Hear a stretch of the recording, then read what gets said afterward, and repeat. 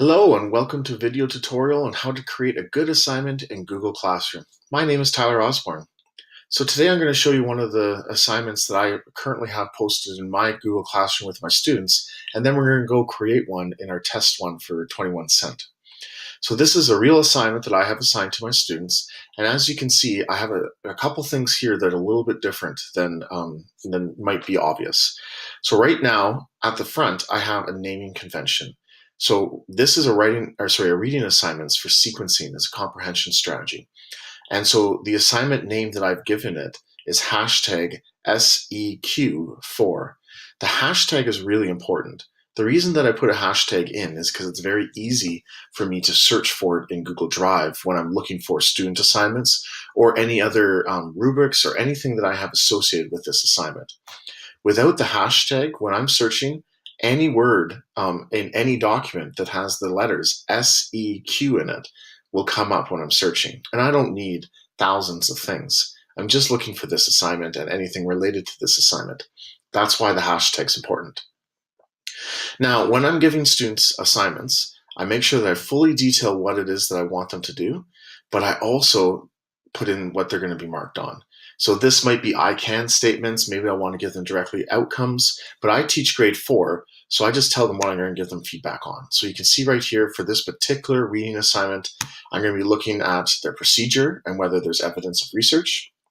I'm going to look at the procedure that will make their goal possible.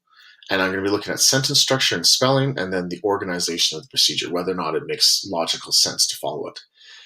Now, finally, you can see that I have attached the Chrome extension that I think they need to use, and then instructional videos on how to actually do that. So how to use the particular Chrome extension that I want them to use, or how to install it. So I really like including these instructional videos here. It really helps me out when students aren't maybe paying attention to my instructions at the beginning of the lesson. This way I can say, well, did you watch the video? And it saves me time so that I can really focus on giving students feedback on their work and not reteaching because somebody wasn't paying attention. So let's go into the 21 cent class now, and we will take a look at creating an assignment. Here we go. All right, so this is the 21 cent class, and we're going to go to the plus symbol, and we're going to go to create assignment. So I'm going to just make this up. Let's call this writing assignment 1. I'll put a hashtag at the front of that so it's easy to search. And we'll say that this is write a paragraph. Good. Now, under instructions, I'm going to say how I want it. I'm going to say what it is and how they'll be assessed.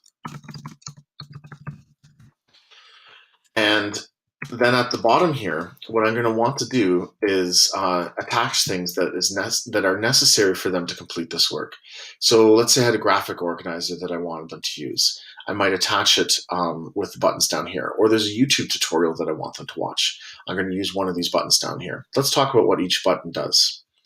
So if I have a website that I want them to visit that's particular to this assignment, I'm going to use the link button. And when I press that, it says add link. So let's say I wanted them to visit, let's open up a new tab here. Let's say I wanted them to get their ideas off of something from Google Arts and Culture. So I'm going to go into Google Arts and Culture, and I'm just going to grab a link. So this is Google Arts and Culture. I'm going to highlight the link at the top here, and I'm going to copy it. And then I'm going to paste it in like this, and I'm going to press add link, and we'll see what happens. Now, right now, it just says link. Usually this turns into the name of the website when I press the assign button. Don't worry about it right now. Now let's say that I want to include an instructional video to go with this particular assignment. That's this button right here. This is the YouTube button. So I'm going to press it. Now it should give me the option to search for a particular video from inside Google Classroom, or I can link a video that I already have. So here's the video search if I wanted to search, but I have the video that I want already loaded up on my YouTube page here, and this is how to properly format text and font in writing. So I'm going to share this particular video by pressing the share button. Then there's the link that I want. I'm going to press copy. I'm going to go back to Google Classroom, and I'm going to use the URL option instead of the video search option. So I click that, and then I just paste it in, and there's my video that was on YouTube, and I press add. Now the students don't have to go searching for this, and it'll actually play right in Classroom. It won't open up a brand new window. So this is perfect. It'll keep them inside Classroom. Let's take a look at the other options. Here we have Attach, and then we have Google Drive. I almost never use the Attach button. You're going to use the Attach button for something that's on your computer that's not currently in Drive. I don't like this one very much because it doesn't really show you what the file is. What I prefer is the From Drive. So I'll show you why I prefer this. If I click the From Drive button here, you can see all kinds of different things. And maybe I'll take a copy of this tic-tac-toe game right there. And I'm going to press Add. I like that when you use the From Drive button, you have all these different options here. First, it's going to actually load it up so that they see it's a Google slide and then the name of the Google slide. It's not just going to be attached file. Then over here, these are the options I really like that you don't get with the attachments. If you click on that arrow, you can see that students can view the file. You can have them edit the file if this is something that you want them doing collaboratively, or you can force a copy for every single student. Every student would get their own. So I use the Make a Copy student for each student the most often, especially if I'm trying to give them like a graphic organizer or maybe sentence starters, something to start them off, a template. I'm going to be using Make a Copy for each student. That way, they don't have to do it themselves. I'm not giving them the view file and then they have to make a copy. I'm skipping that step. It's making their own copy for them.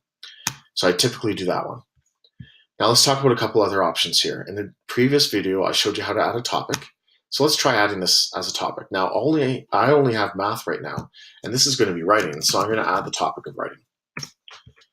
And then if I want to give them a due date, I can assign due dates. So you can actually even assign time of day if you want to. But I don't really want a due date here. Oh, I guess I will go with the due date, but I could exit out if I don't want it. There we go. Now, last couple options here. Down here, it's going to tell you whether or not it's saved. If you decided to change your mind and you want to delete this post, you could press the discard draft because it's just in draft mode right now. And then over here with the triangle, there's more options other than just assigning it. If you press the assign button, your students are going to see it immediately. So if we go down here, we could just save it as a draft, or we could schedule this post to automatically release when we choose. So let's say I'm working on this on the weekend and I want it to post first thing Monday morning. I don't want students working on it over the weekend. I can choose the date that I want to post, and right now it's set to Monday. And let's say I want it to release at 12 p.m. And then I press the schedule button, and it's going to schedule it. So if you look at my stream here, you'll see I don't have that post that we just finished. What I have is a saved post, and if I click the triangle here, it'll show me what I have saved. I can edit it from the saved position just by clicking on the title like that. So that's everything you need to know about assigning assignments in Google Classroom. Thanks for watching.